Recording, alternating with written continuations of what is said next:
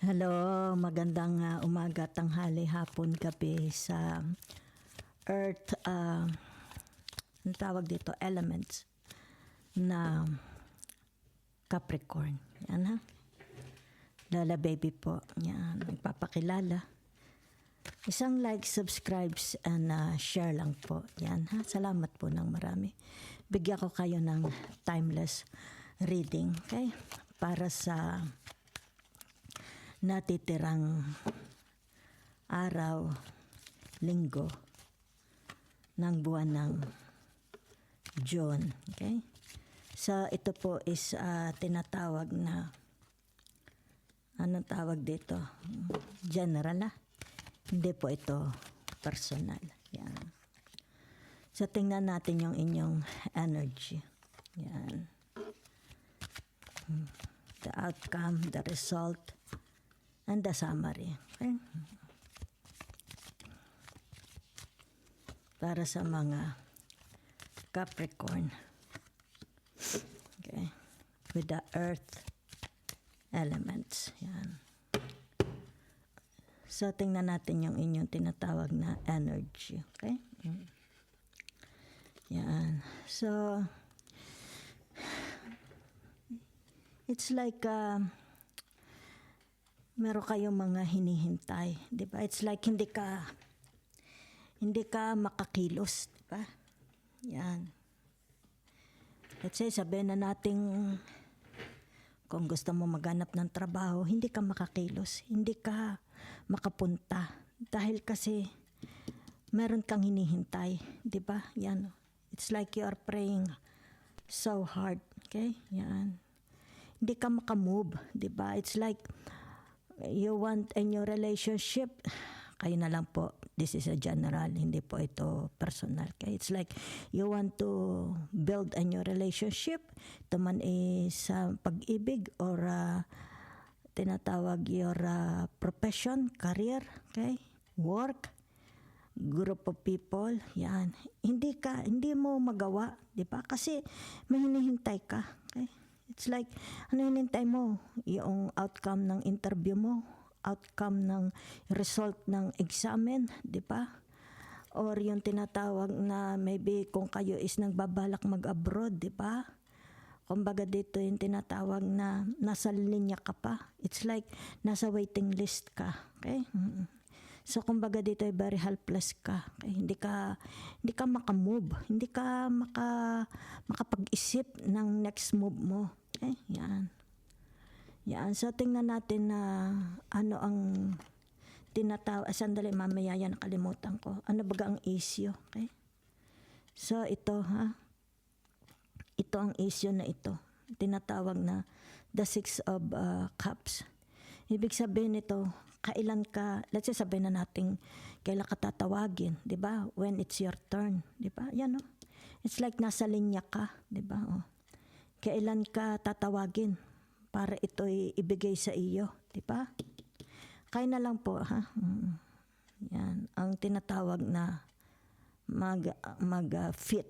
Okay? Since meron na dong papaalis, yan kita mo, malis na. Ibig sabihin na, ibigay na yung kanya, di ba? So, kailan naman ikaw tatawagin, di ba? So, ano ang nasa isip mo? Yan, oh. It's like, siguro pinanghihinaan ka na ng loob, di ba? Yan. Kung ano na naisip mo. Baka yung tinatawag, nagkakaroon ka na ng anxiety, di ba? Kay stress. Kasi hindi mo pa alam na, yan, oh. Kailan mo ito mahahawakan, di ba? So, ito yung tinatawag na you want, okay? Yan, no? Gusto mo nang magkaroon ng aksyon, di ba? Yan. Kumbaga dito is, i-abandon ko na lang kaya ito, di ba? Halimbawa, nag-a-apply ka ng trabaho. Kumbaga dito, ang tagal, di ba? Ang tagal. Kailan ako i-inform? Yan. So, kumbaga dito, gusto ko na magkaroon na ng aksyon, di ba? Yan. Kasi narito ang the devil, di ba? It's like inip ka na, di ba? Inip ka na. Kumbaga dito, yan ha, ito ang issue. Kailan mo ito hahawakan, di ba? Kailan ga ang oo, yes. It's like, sige, lumakad ka na, tumakbo ka na, di ba? Magsimula ka na. di ba? Yan. So kumbaga dito inip na inip ka na, kailan mo ito mahahawakan ang aksyon. Para kumbaga dito yung tinatawag panatag na ang loob mo, di ba? So tingnan natin ang limitation ninyo. Yan no. Na-stress ka, masyado ka na-stress Capricorn. Yan no. To the point na ito ibig sabihin nito maaring for some of you, di ba? Ay siguro malakas ka manigarilyo na, nainom ka na ng alak, di ba? Maaring nagpupuyat ka na. Okay? Kumbaga dito yung tinatawag na nakikita naman you are praying, di ba? So maari ito sinasabi na self-sabotaging, di ba? Maaring dito hindi ka na makaligo dahil kasi naapektuhan ka na, okay? Mentally, emotionally, di ba? Yan. Kumbaga dito hindi mo mahawakan. Gustong-gusto mo ang hawakan. Kailan ka ito? So, tingnan natin ang tinatawag na the result, di ba? So, ibig sabihin nito, very, very kasi narito, yung tinatawag na the result, the Four of Pentacles, di ba? So, ano ibig sabihin ng the Four of Pentacles na ito? Yung tinatawag na, okay? Gusto mo na makapagsimula. Yan ha. Gusto mo na ng aksyon. Yan ha. So kung ano man ito. Yan. It's like magsisimula ka na naman. Diba? Ngala ang nakikita dito. Maybe there is still delaying. Diba? Hintay-hintay mo lang. Kasi ito na Yan. Malapit ka na. It's like manifesting na ha. Manifesting na. Yan Kita mo kung ano itong gustong-gusto mong hawakan. Gustong-gusto mong mag-materialize na. Okay? So kayo na lang mag-fit. Okay? Has it something to do about love relationship, pagkakaperahan, investment, ano tawag dito, networking, di ba? Has it something to do about your career, profession, work, di ba? Yan Wag na, yan ibig sabihin nito, hindi na ito, mukha namang hindi naman magtatagal. Medyo laang mabagal laang ha. Okay.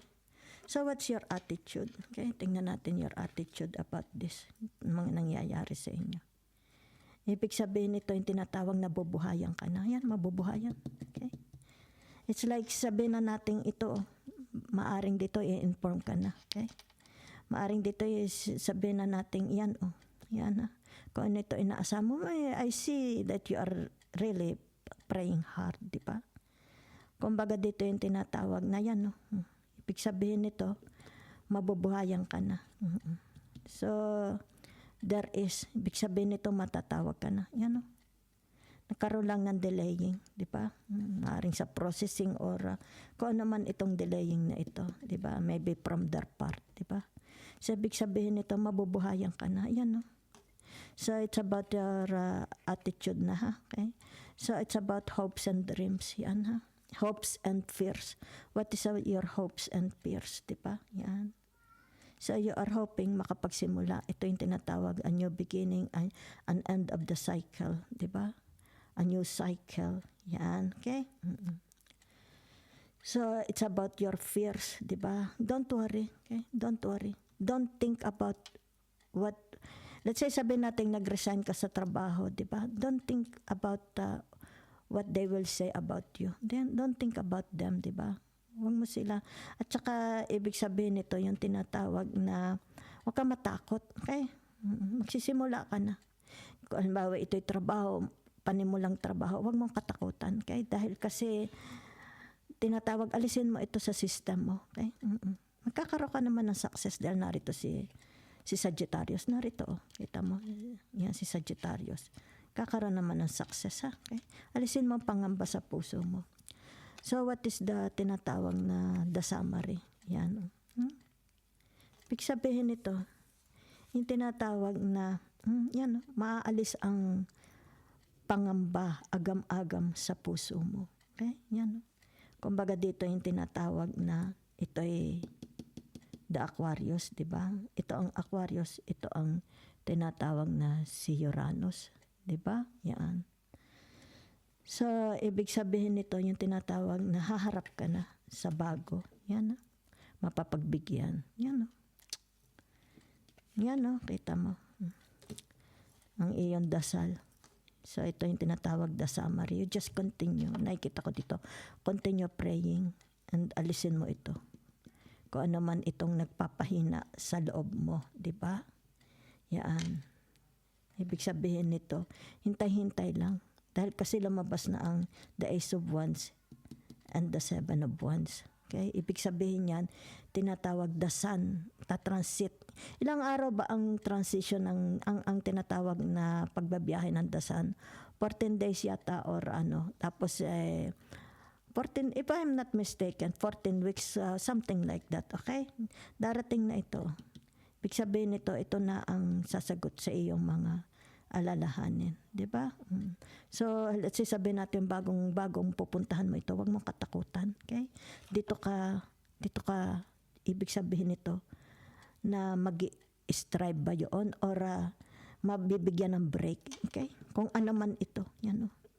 It will give you a big break, okay? Ibig sabihin nito dito ka sisikat, yan oh. Ito ang iyong tinatawag soulmate, soul tribe. Ito ang bagay sa iyo. Dito ka welcome, di ba? So if something happens to you in the past, let's say sabihin natin very, very toxic, di ba? Chaotic yung mga nakasama mo sa una mong trabaho.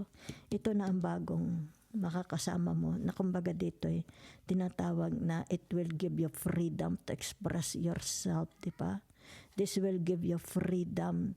Ibig sabihin nito, nobody is looking at you. Diba? It's like you can move freely without criticism from them. Diba? Yan.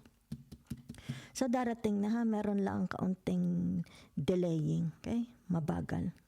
But narito na. Okay? So if you want a private reading, personal reading, you can contact me. Okay? You can write to me on my email. Okay? Isusulat ko sa description box. And then, ang tinatawag na face-to-face reading, mangyayari po yan either sa Facebook, Messenger, or WhatsApp. Thank you very much.